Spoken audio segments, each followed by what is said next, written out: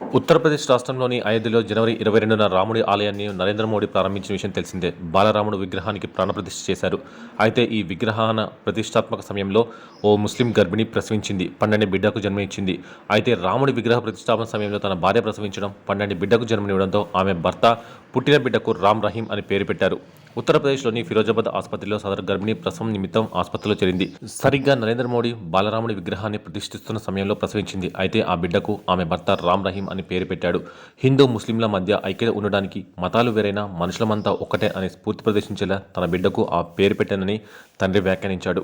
రాముడి విగ్రహ ప్రతిష్టాపన సమయంలో తనకు మనవడు జన్మించాడని, 2 మతాల వారు ఐక్యంగా ఉండేలా రామ్ రహీం అనే పేరు పెట్టుకున్నాడని ఆ శిశువు బామ్మ హుస్నా బాను వ్యాఖ్యానించింది.